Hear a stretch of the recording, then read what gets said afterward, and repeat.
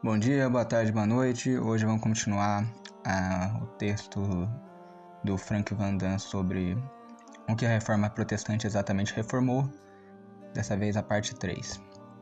Bom, temos agora então o argumento único de Santo Anselmo. No capítulo 2 de sua famosa meditação sobre Deus, Proslogium, Anselmo propôs o que chamou de seu argumento único para a existência ou realidade do divino, ou seja, do Ser Supremo ou Deus. Ele o preentendia como um único substituto para o que de outra forma seria uma lista longa e provavelmente aberta de argumentos para a realidade de cada coisa boa ou excelente em si mesma.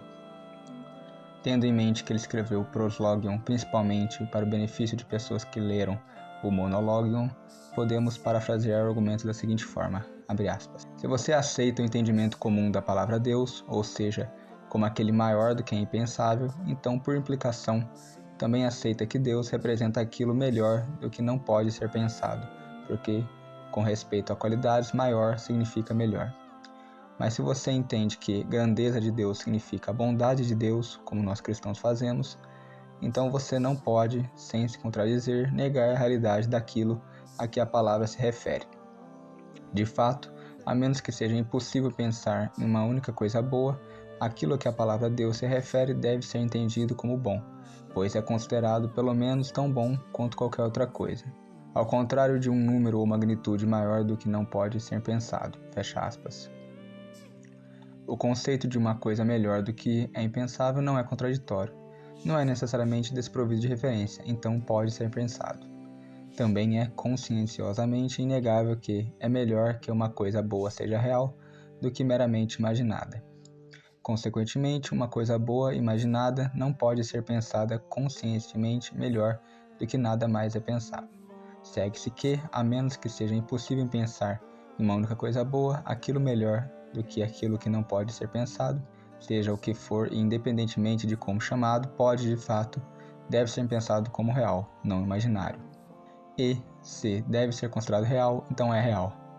Além disso, não se pode negar conscientemente que existe pelo menos uma coisa boa, visto do próprio pensamento consciencioso.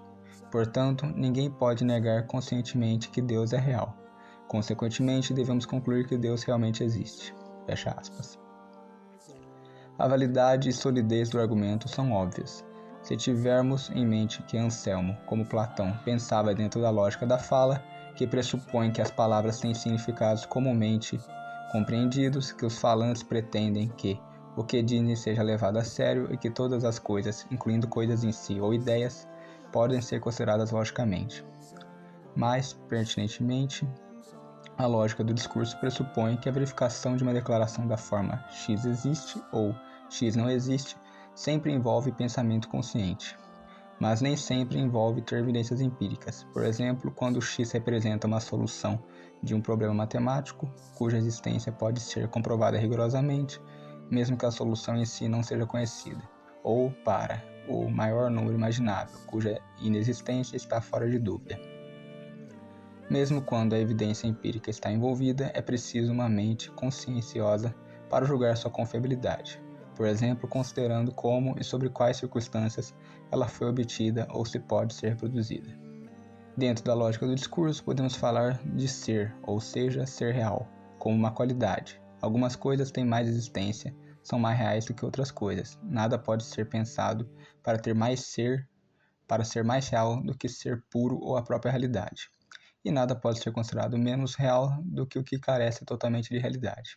Além disso, para as coisas que são boas em si, as ideias ansélmicas, ser é uma qualidade positiva, pois seu ser deve ser pensado, e portanto é, melhor do que seu não ser.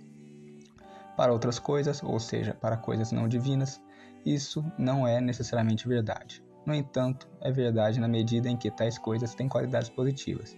Por exemplo, algo que é verdadeiro e justo é melhor, ceteris paribus, do que algo que é igualmente verdadeiro, mas menos justo. Quanto mais qualidades positivas uma coisa não divina tiver, e quanto mais dessas qualidades ela tiver, melhor ela será. Segue-se que, quanto melhor uma coisa é, mais real ela é e vice-versa. É certo que existem coisas ruins, más e errôneas, mas a maldade pura, a própria maldade, o mal puro, o erro puro, não existem mais do que a pura não vermelhidão. Tampouco existe pura irrealidade. O que seria de algo se não fosse nada além de real? Obviamente, a menos que alguém assuma que nada é real, a própria realidade não pode ser pensada como uma coisa ou padrão meramente imaginado, porque nada pode ser pensado como mais real do que a própria realidade. E claro, não se pode pensar conscientemente que nada é real. Por exemplo, como alguém seria capaz de pensar conscientemente que não existem padrões reais de lógica? A própria realidade não pode ser seriamente pensada como uma coisa imaginada. Portanto, o ser puro ou a própria realidade é real. Como diria Anselmo, a própria realidade e o ser supremo são uma e a mesma coisa. Portanto, porque o ser supremo é Deus, nada pode ser considerado mais real que Deus.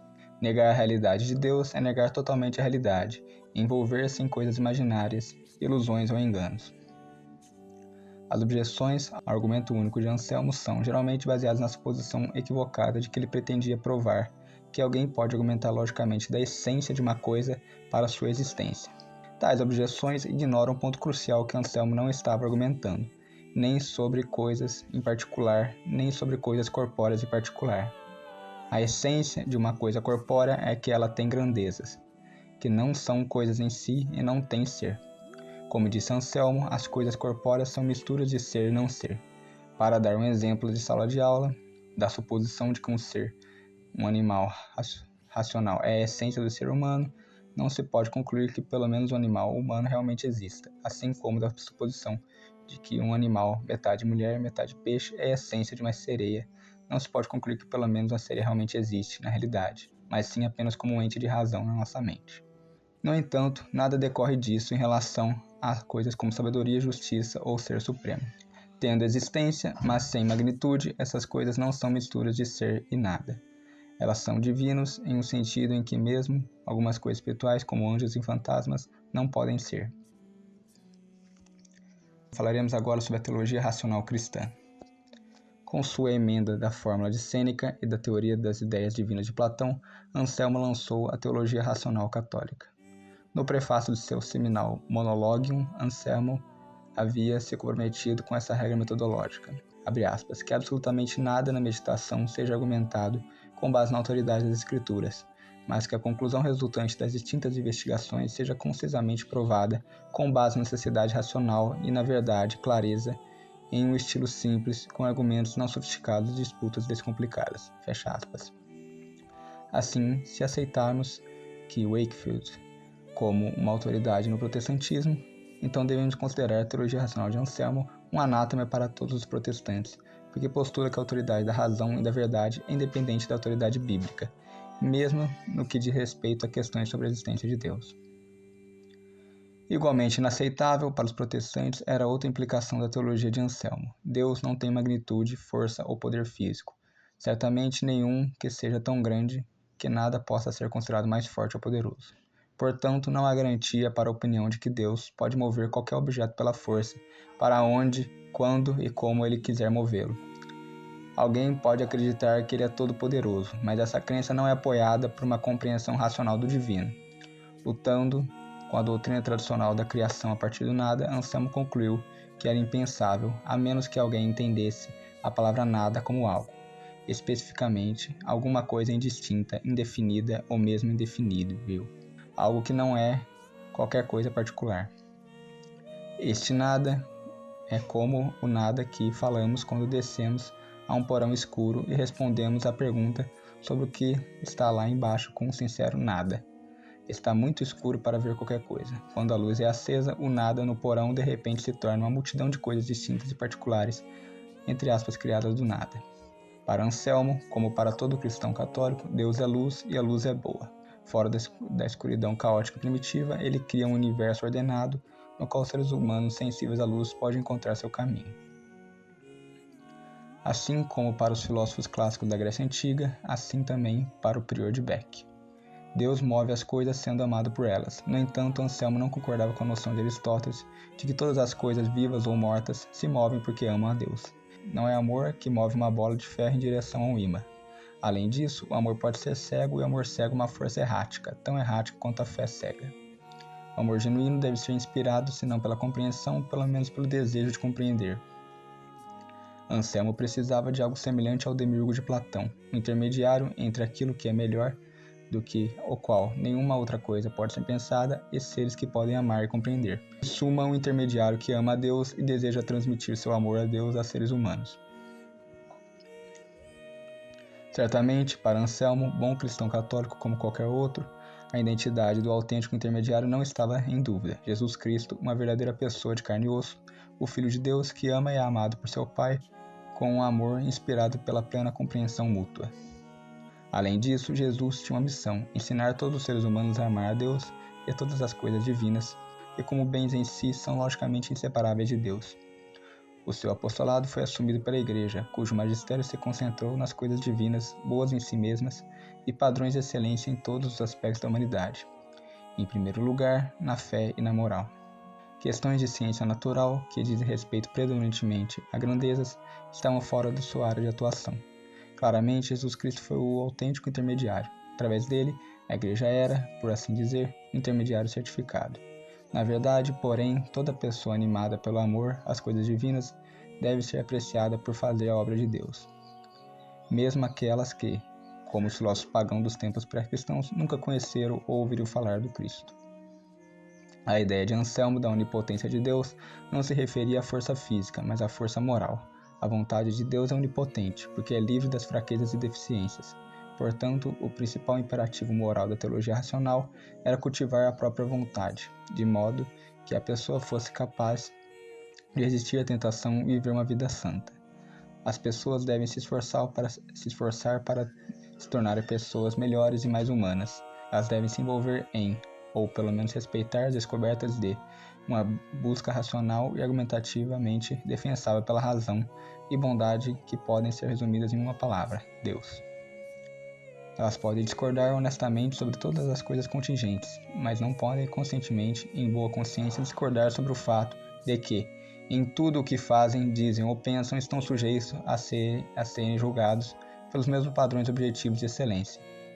Elas prontamente concordam que alguns juízes são melhores do que outros, mas devem logicamente concordar que nada pode ser um juiz melhor do que um juiz infalível, que não pode ser considerado um juiz melhor que o próprio Deus. A teologia racional de Anselmo favoreceu as bases para o que se tornaria a doutrina medieval da lei moral natural.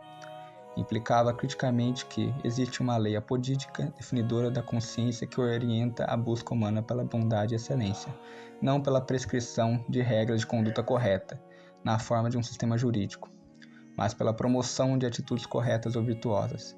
Estabeleceu um princípio de que, embora não possa haver o direito de fazer o que é objetivamente errado, deve haver o direito de fazer o que é objetivamente certo. Assim, não se preocupava tanto em obedecer ou seguir regras, mas sim em imitar os exemplos de pessoas santas e, finalmente, de Jesus Cristo.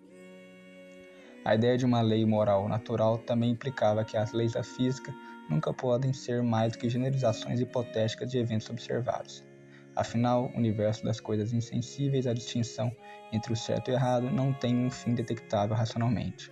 Não faz sentido elogiar ou criticar as atitudes de tais coisas, porque o conceito atitude simplesmente não se aplica a elas. Sem menosprezar as contribuições dos padres da Igreja grega ou de Santo Agostinho, devemos reconhecer que Santo Anselmo foi o verdadeiro fundador da teologia da cristandade latina medieval, ou também chamada da escolástica. Ele forneceu uma compreensão do divino sem precedentes em toda a história. Ele destacou diferenças racionais entre os aspectos qualitativos e quantitativos da condição e experiência humana, entre o potencial humano do homem e a sua natureza humana crua, que, não fosse por esse potencial, seria apenas outra espécie de natureza animal, e, como outras coisas da natureza, inextricavelmente atolados em teias de material, forças físicas de várias magnitudes. A fé em Deus, melhor do que não se pode pensar, é a condição necessária para a atualização do potencial humano do homem.